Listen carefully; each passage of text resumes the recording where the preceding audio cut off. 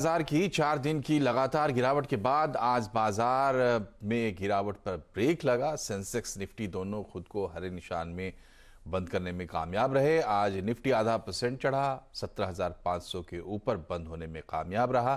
Bank Nifty में भी हल्की तेजी रही और 144 अंक चढ़ा।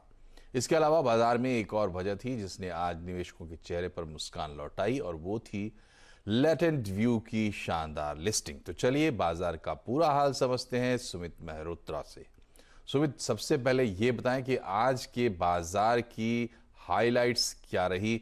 4 दिन की गिरावट के बाद तेजी का माहौल। देखिए, आज सुबह से ही मार्केट्स में जो सेंटीमेंट बना था वो थोड़ा सा फ्लैट टू नेगेटिव साइड का था, लेकिन हाँ, लोअर लेवल से एक बढ़िया रिकवरी निफ्टी ने दिखाई। निफ्टी, सेंसेक्स निफ्टी, बैंक में तो रिकवरी थी ही, लेकिन आज सुबह से ही मिड कैप स्मॉल कैप में स्ट्रेंथ दिखाई पड़ रही थी। जोरदार तेजी के साथ ही इंडेक्स कामकाज कर रहे थे। 1-1.5% के आसपास का उछाल था। सेकेंड हाफ में शॉर्ट कवरिंग थोड़ी सी और प्रिवेल करी।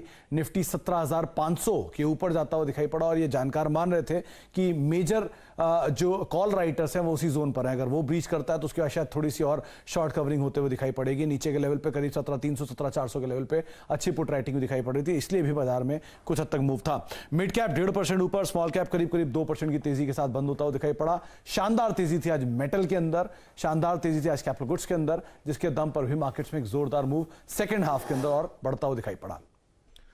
तो जमीन आज अच्छा दिन रहा, लेकिन इस अच्छे दिन में एक लिस्टिंग की भी खासी चर्चा है। तो इस लिहाज से आज का दिन कैसा रहा, हमारे दर्शकों को जरा इसकी डिटेल भी बताएं।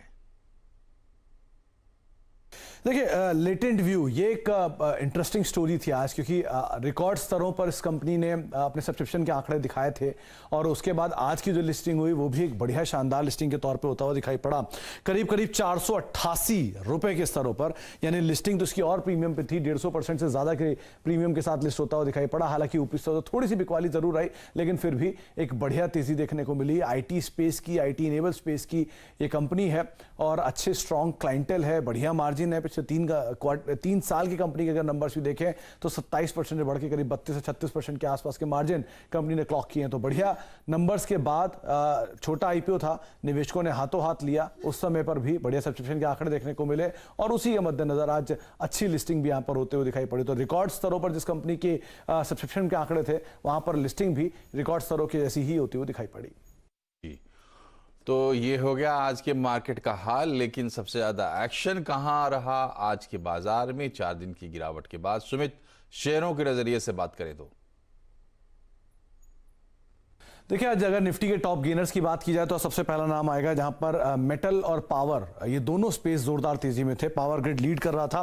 JSW स्टील 4% की तेजी में, कोल इंडिया 4% ऊपर, NTPC करीब 2.5% की तेजी के साथ बंद होता हुआ दिखाई पड़ा। निफ्टी लूजर्स में आज लीड कर रहा था। इंडसइंड बैंक प्रेशर के साथ कामकाज करता हुआ। एशियन पेंट 2.5% नीचे, इन्फोसिस 1.5% नीचे और Maruti flat to negative tone पर बंद होता हुआ दिखाई पड़ा। मिड कैप गेनर्स में आज ग्लेनमार्क फार्मा शानदार तेजी यहां पर आते हुए दिखाई पड़ी, 10% की तेजी। BHEL स्ट्रॉन्ग तेजी में 6% ऊपर। SRF, जी एंटरटेनमेंट कुछ ऐसे नाम जहां पर खरीदारी देखने को मिली। मिड कैप लूजर्स में सन टीवी प्रेशर में रहा। वोडाफोन आइडिया फ्लैट हो गया और मन्नापुरम भी फ्लैट टू नेगेटिव बंद हुआ, यानी कि मिड कैप में इतनी ज्यादा बिकवाली आज नहीं देखने को मिल रही थी। F&O में आज लीड कर रहा था ग्लेनमार्क, स्ट्रॉन्ग शॉर्ट कवरिंग यहां पर रही। बिरला सॉफ्ट बढ़िया तेजी में रहा। नवीन फ्लोरिन और स्ट्राइड्स फार्मा कुछ और ऐसे नाम जहां पर खरीदारी आते हुए दिखाई पड़ी। अगर F&O लूजर्स की बात की जाए तो आज सिंजन में प्रेशर था, एशियन पेंट्स में दबाव, इंडसइंड बैंक में, इन्फोसिस में कुछ हद तक प्रेशर बनता हुआ दिखाई पड़ा। लेकिन आज दिन था पावर का और मेटल का। तो पावर में BHEL, Adani green, Adani power, Tata power, ये कुछ ऐसे नाम जहां पर जोरदार तेजी थी। और मेटल में आज लीड कर रहा था वेदांता, NMDC, JSW स्टील, कोल इंडिया, टाटा स्टील, JSPL, ये कुछ ऐसे नाम थे जहां पे एक बढ़िया शॉर्ट कवरिंग के दम पर उछाल आता हुआ दिखाई पड़ा। तो एक बढ़िया दिन जहां पे चौतरफा खरीदारी मार्केट से बनते हुए दिखाई पड़ी। जी, तो आज एक बढ़िया दिन। बहुत बहुत शुक्रिया आपका सुमित। बढ़ते हैं आगे। मारुति और टोयोटा ने मिलकर देश में अपने पहले स्क्रैपिंग सेंटर की शुरुआत नोएडा में कर दी है। इसका उद्घाटन केंद्रीय रोड ट्रांसपोर्ट मंत्री नितिन गडकरी ने किया। कंपनी के मुताबिक इस यूनिट में सालाना 24,000 गाड़ियों की स्क्रैपिंग होगी और यही नहीं, यहां स्क्रैप की गई गाड़ियों का 96% हिस्सा, यानी लगभग पूरा का पूरा पूरी की पूरी गाड़ी रिसाइकिल की जाएगी। हमारे संवाददाता आलोक प्रियदर्शी ने इस यूनिट का जायजा लिया। इस वक्त जिस यूनिट में हम खड़े हैं ये मारुति सुजुकी और टोयोटा का एक authorised recycling and scrapping unit है जो कि यहाँ पर शुरू हो चुका है नोएडा में और करीब 11,000 स्क्वायर मीटर में फैला हुआ यूनिट है।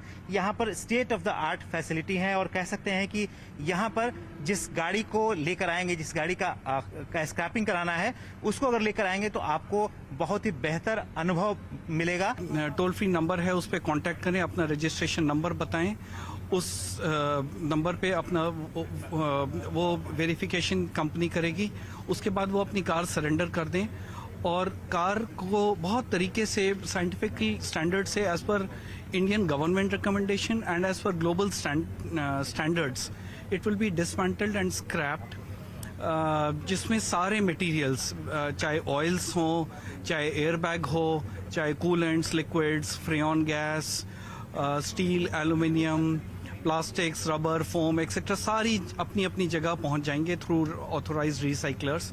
हम कार का करीब 96% मटेरियल वापस रिसाइकलिंग में यूज कर लेंगे। इस यूनिट की जो कैपेसिटी है देखें तो पर 2000 गाड़ियां पर मंथ का है, यानी कि साल भर में 24,000 गाड़ियों को यहाँ पर रिसाइकिल किया जा सकता है। तो कुल मिलाकर जो नोएडा में ये जो फैसिलिटी है उसको शुरू किया जा चुका है और इस जो स्क्रैपिंग के बाद जो सर्टिफिकेट ऑफ डिस्ट्रक्शन ऑनर को मिलेगा उसको लेकर वो कई तरह के डिस्काउंट, जब नई गाड़ी खरीदने जाएगा तो उसको मिल सकता है।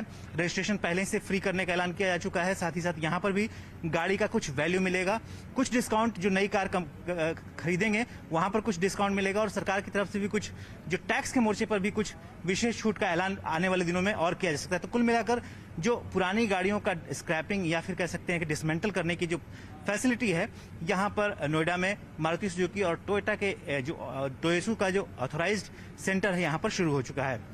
कैमरामैन बलजीत के साथ आलोक प्रियदर्शी, CNBC आवाज, नोएडा। और अगर आप प्रीपेड मोबाइल कनेक्शन इस्तेमाल करते हैं तो आपका बिल बढ़ गया है। भारतीय एयरटेल के बाद अब वोडाफोन आइडिया ने भी टैरिफ में बढ़ोतरी कर दी है। कंपनी ने भी प्रीपेड मोबाइल दरें 20 से 25% बढ़ा दी है।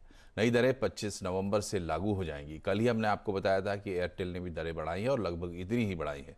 बाकी टेलीकॉम कंपनियां भी दरें बढ़ाएंगी और आज वोडाफोन ने बढ़ा दिया। वोडाफोन और एयरटेल के बाद अब जल्दी ही हो सकता है रिलायंस जियो भी दरों में बढ़ोतरी का ऐलान कर दे।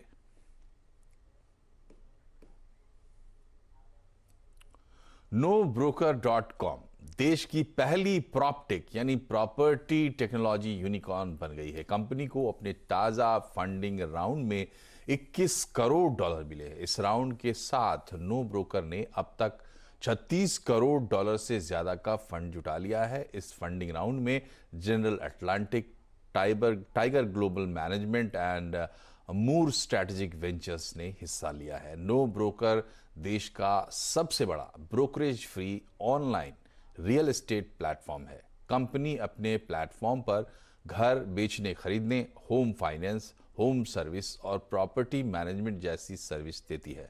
हमारे साथ है कंपनी के को-फाउंडर और चीफ टेक्नोलॉजी और प्रोडक्ट ऑफिसर अखिल गुप्ता।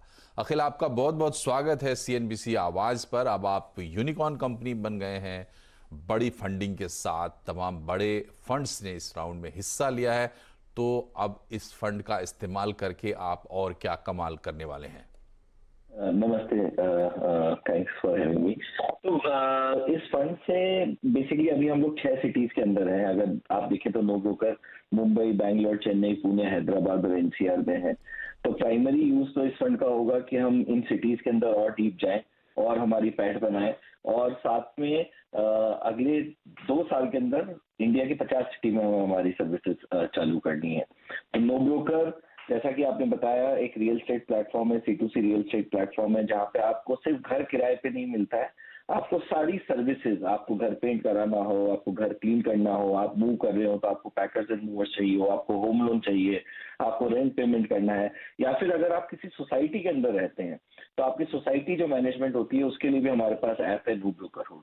सो हम लोग रियल एस्टेट का एक वन स्टॉप शॉप बन चुके हैं। और जैसा कि आपने कहा, ये जो आज हमने 1575 करोड़ रुपए की फंडिंग का अनाउंसमेंट किया है, उसके साथ हम देश के पहले प्रॉपटेक यूनिकॉर्न बन के सामने आए हैं।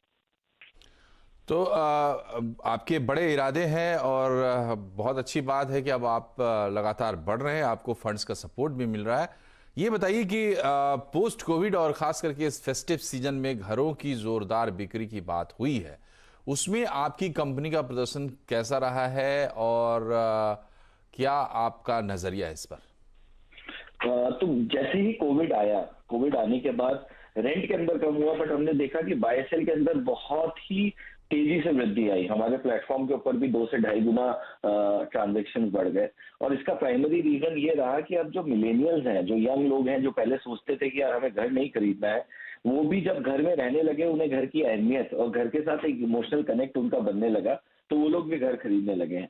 तो लास्ट 18 महीने के अंदर हमने बाय सेल के अंदर नए और पुराने घर जो खरीदने बेचने हैं उसमें बहुत तेजी देखी है और ये ट्रेंड बढ़ता जा रहा है। और अब जैसे जैसे कोविड हमारे पीछे रह रहा है और जो IT crowd Bangalore Pune city से अपने घरों की तरफ चला गया था और वो वापस आ रहा है, तो रेंटल के अंदर भी, किराए के घरों के अंदर भी हम बहुत तेजी से वृद्धि आते हुए देख रहे हैं। तो इन टर्म्स ऑफ नंबर, जो हमारे जो नंबर है, जितने घर हम 5 लाख घर हर साल हमारे प्लेटफॉर्म के ऊपर क्लोज करते हैं, या तो बेचे जाते हैं या रेंट पे दिए जाते हैं। और ये नंबर अब तेजी से बढ़ रहा है और हम लोग पुराने नंबरों से काफी आगे निकल चुके हैं इन टर्म्स ऑफ बिजनेस। चलिए, बहुत बहुत शुक्रिया आपका आखिल हमसे बातचीत करने के लिए और बहुत बधाई और शुभकामनाएं आपको भविष्य के लिए। यहाँ हम रुक रहे हैं एक छोटे से ब्रेक के लिए। ब्रेक के बाद खबरें भी और भी हैं। रेलवे से जुड़ी एक अहम खबर हम आपको बताएंगे, बने रहिए हमारे साथ।